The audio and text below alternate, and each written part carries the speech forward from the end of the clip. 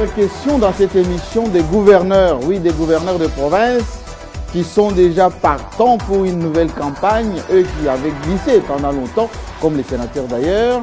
Oui, il va être question parce que les élections des gouverneurs, ça sera pour très bientôt. La CENI a publié déjà les résultats.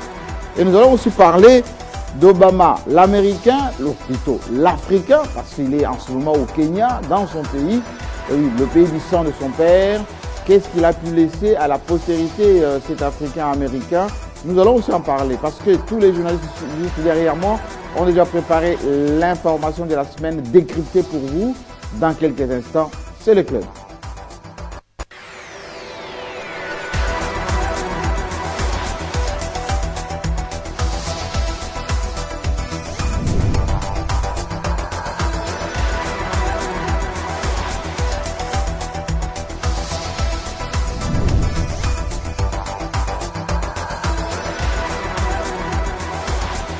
Le club, c'est bien évidemment le rendez-vous du week-end que vous appréciez particulièrement à Lubumbashi. Nous saluons tous ceux qui nous suivent là-bas parce que l'une des parties de notre émission est là-bas, Willy Kalenga et Jérôme Sekana, qui nous font parvenir des très bonnes nouvelles. Félicitant naturellement ces journalistes depuis Kinshasa qui analysent l'actualité de la semaine, les étudiants, les intellectuels, les élus, la population. C'est votre émission, effectivement, nous sommes contents que cela soit ainsi.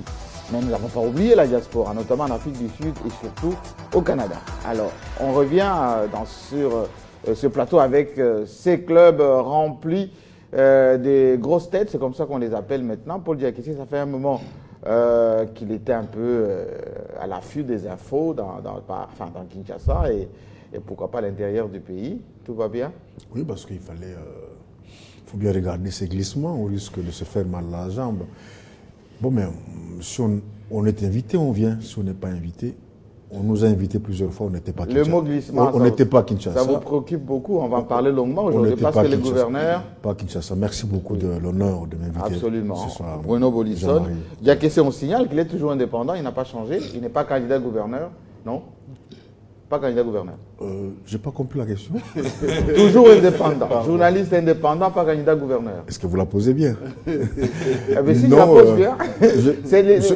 Pour préciser quand même auprès de ceux qui nous suivent que je fais il y a quelques journalistes. Journaliste, oui. Ce que je fais, c'est 1000 fois mieux que les gouverneurs. Oui, surtout dans ces temps qui courent. Absolument. Bruno Bolisson, indépendant aussi. Tout à fait. Voilà, et qui le reste. Alors, les deux journalistes en fonction, si c'est juste à côté de moi, enfin, indépendants en fonction aussi, hein, mais ceux qui ont les outils de traitement. Peut-être plus actifs que ceux qui ont des outils. Ah bon, vous êtes plus actifs? Prochainement, on fera la oui, notre économiste maison, on parlera économie tout à l'heure avec Obama qui est venu avec une grosse équipe. D'industriels américains qui sont à Nairobi là-bas. Non, Jean-Marie, il y a plutôt cet aérogare qui vient d'être inauguré. On va parler, oui. Moi, ça me rassure qu'aujourd'hui, on peut prendre l'avion, descendre à la Loano, une piste de 3200 mètres. Oui. Ce sont des gros porteurs qui vont descendre et pour moi, c'est une bonne nouvelle. On va en parler tout à l'heure parce que tout le Lubumbashi bouillonne en ce moment avec toutes les délégations qui sont venues de Kinshasa, qui fête un peu cet aéroport international. Depuis que les Belges avaient installé un aéroport pour expatrier les minéraux et les fonds, ben voilà, maintenant que ça a été réhabilité par Joseph Kabila, les gens de Katanga sont très contents. L'homme du peuple, c'est comme ça qu'on l'appelle, le pouvoir au peuple. Voilà, tout à fait. Toujours du côté du peuple. Lui d'Orbalekelaï. Oui. Alors, parce que vous avez la parole, il faut la garder. Et on va continuer quand même avec cette actualité toute brûlante dans quelques heures, il y a quelques heures seulement. Le chef de l'État, Joseph Kabila, qui est à Lubumbashi depuis hier, a inauguré ce matin l'aéroport international, la tour de contrôle, enfin, cette tour immense, avec l'aérogare modernisé, avec la piste éclairée, équipée, etc., depuis 1948, d'après les recherches que j'ai faites tout à l'heure, les Belges qui avaient préparé cet aéroport préféraient l'aéroport d'évacuation, comme c'était le cas avec Kinshasa dans un premier temps. Aujourd'hui, c'est un aéroport international modernisé. C'est le cas de Kinshasa. La semaine prochaine, ce sera Goma. On a vu Moïse Katumbi, gouverneur sortant, et le président de l'Assemblée nationale provinciale, Kingo Koumanza, ovationné par beaucoup de Douchois, etc. Quelle signification on peut apporter à cela? Parce que ça faisait un moment quand même, ça discutait un peu au Katanga. Bien. On a vu Chorus avec les pom-pom girls et tout ça. Oui, tout à fait. Mais vous savez que lorsqu'il s'agit des intérêts supérieurs de la nation, il est important d'aplanir les divergences, de parler le même langage, de se retrouver là où les gens nous attendaient le moins. Et donc je considère que le fait que les acteurs majeurs de la politique katangaise se soient retrouvés pour l'inauguration de cet aéroport international, c'est déjà un bon signe. Et le linge sale se lave en famille. Il peut toujours y avoir des incompréhensions, et il peut y avoir des ambitions exprimées de manière légitime ou pas, mais ce qui est important, c'est que lorsqu'il s'agit de parler de la nation, que les filles et les fils de notre peuple se retrouvent autour on a senti quand même Joseph Kabila prendre le bain de foule là, à l'aéroport. Le gouverneur qui était à ses côtés, à la coupure du ruban, s'apprécier pour récupérer le morceau, etc. Enfin, c'était une joie en famille un petit peu. Oui, il demeure frère, hein, de toute évidence. On peut tout dire. On peut monter, on peut descendre. Oui. On peut accuser Moïse Katumbi de tous les péchés d'Israël. On peut lui donner tous les noms d'oiseaux. Oui. Mais il reste congolais, il reste katangais, comme Joseph Kabila, il reste congolais, il reste katangais. Oui. Et donc, vous savez, lorsqu'il y a élévation en dignité dans ce pays, c'est ce que j'ai compris, lorsqu'il y a un fils d'une province X ou Y qui est élevée en dignité, il y a des retrouvailles qu'on organise au niveau de la province, et ainsi de suite. Et c'est là que vous trouvez qu'il n'y a pas d'opposants, véritablement opposants dans ce pays. Il n'y a pas non plus des mouvanciers véritablement mouvanciers. Et dans ces retrouvailles, il y a ceux de l'opposition qui se parlent, et la plupart des secrets d'État, la plupart des stratégies politiques conçues par la majorité ou par l'opposition, la fuite s'organise lors de ces genres de retrouvailles. Toujours. Provinciales, tribalo-claniques, et je ne sais pas. C'est à ces occasions-là on se parle en langue. Vous-même, ce n'est pas du même parti, mais vous êtes là-bas. Voici comment vous trouverez quelqu'un de la majorité qui dit non, nous allons vous prouver que c'est nous qui avons le pouvoir, nous allons modifier telle disposition. Alors, l'information sort rapidement, l'opposition la récupère, la traite, et puis prépare donc le contre-coup, la contre-offensive. Donc, ce sont des retrouvailles qui renforcent la solidarité provinciale ou tribalo-clanique, mais aussi des occasions où il faut beaucoup de discrétion pour bien gérer les secrets d'État. Je salue ce qui s'est passé à Lubumbashi. Je souhaite qu'il en soit ainsi pour les jours à venir. Parce qu'ils séchaient quand même par leur présence, hein, les deux. Tout à fait. Pour une fois, ils sont là et ils sont venus. Tout à fait. C'est pour dire que c'est toujours les différents entourages d'acteurs politiques qui amplifient les dissensions, qui attisent le feu. Mais lorsque on voit le président Kabila à côté de son frère Moïse Katumbi, je crois que c'est une très bonne chose. Il faut maintenir cette solidarité à tout point de vue, savoir s'écouter mutuellement et puis se fier un peu de la rumeur et des informations maltraitées. Absolument. Alors, bienvenue, Bakoumania, vous commencez déjà à aborder tout à l'heure l'aspect ou les aspects économiques de cet aéroport. Il faut quand même dire que le Katanga, avec maintenant c'est 4 provinces, maintenant, c'est 4 provinces, il y a une dimension économique très importante. Parce que beaucoup de gens se méfiaient parfois d'aller au Katanga, atterrir des nuits. À un moment donné, même Moïse Katumbi avait menacé de fermer l'aéroport parce que la Banque africaine de développement qui avait promis de l'argent, ça traînait. Les Chinois avaient réhabilité une partie, etc. Ces choses faites maintenant, économiquement parlant, on gagne quoi? On gagne beaucoup. Comment voulez-vous une province minière éminemment riche comme le Katanga avoir un aéroport qui n'avait pas une piste recommandable. Avec des trous. Une piste avec des trous. On avait la peur au ventre. À l'atterrissage, il faut choisir le côté. Les pilotes étaient en difficulté quand il fallait atterrir au Katanga, alors que les investisseurs viennent en nombre au Katanga par rapport à d'autres parties de la République. C'est une partie de la République où on devait avoir un aéroport de qualité. Aujourd'hui, ces choses faites, pour moi, c'est une avancée notable. Une avancée notable dans la mesure où le pays, aujourd'hui, n'a pas que Kinshasa, l'aéroport de Njili, il y a également le Katanga, et dans un proche avenir, on parle déjà de Kisangani, le DG de la RVA l'a dit. Et là, j'ai retrouvé, par rapport au débat de tout à l'heure, j'ai retrouvé là 2 hommes d'État. Deux hommes d'État. Oui, ils se sont surpassés. Depuis cette affaire de pénalty, il y avait un poids entre les deux. Et aujourd'hui, on a vu que les Congolais, lorsqu'ils sont ensemble, lorsque l'intérêt supérieur de la nation l'exige, ils savent taire leurs divergences. Ils peuvent jouer un coup franc. Taire leurs différences. Un penalty. Un penalty. Ils peuvent jouer un coup franc. Ils peuvent même se passer la balle.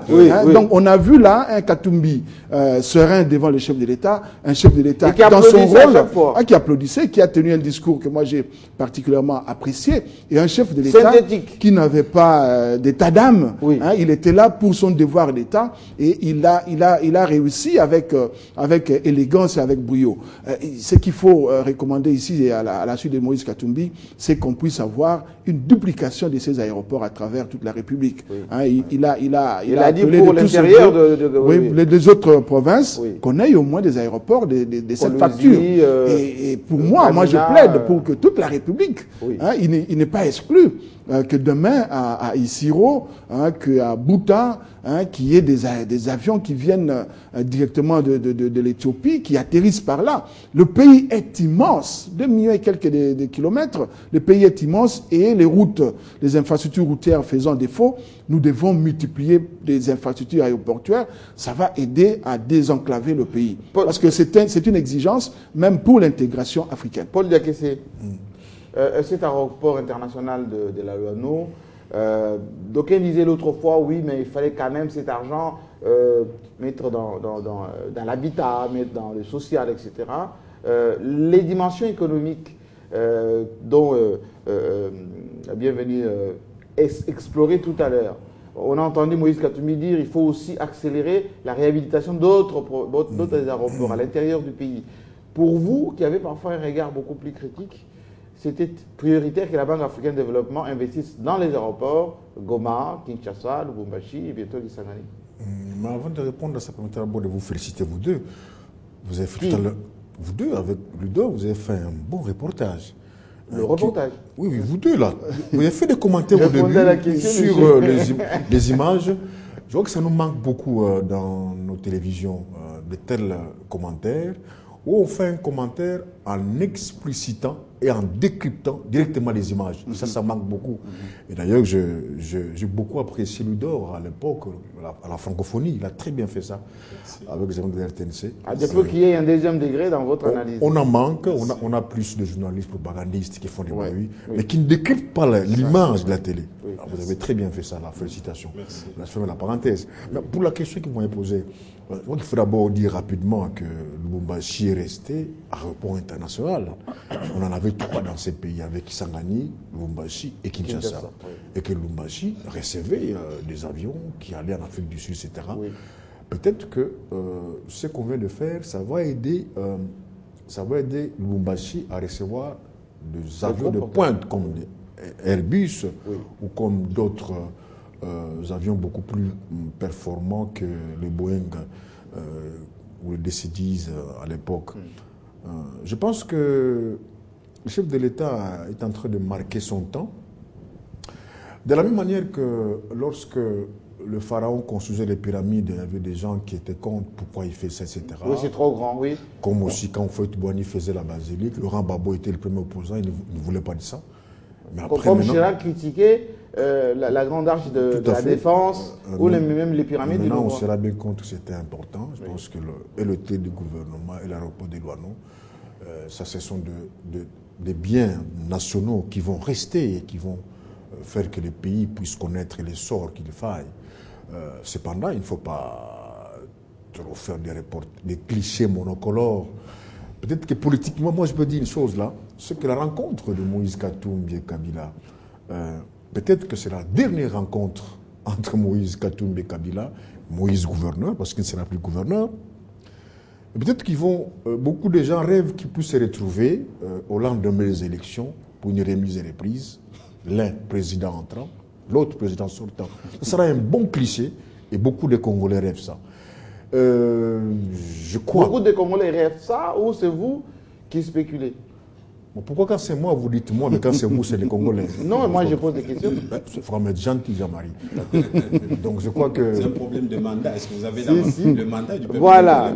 Je posais la question par rapport à ça. Bon, je ne sais pas s'il faut des élections pour qu'on ait un mandat, mais lorsqu'on est dans le peuple, on peut parler comme peuple. Exact. Je vois que ces tableaux-là, les jours où nous verrons. C'est pour ça que j'ai posé la question. La raison pour laquelle ce qui a plus frappé les gens c'est moins l'inauguration de l'aéroport, mais c'est le contact entre Katumbi qui allait bien gérer les choses.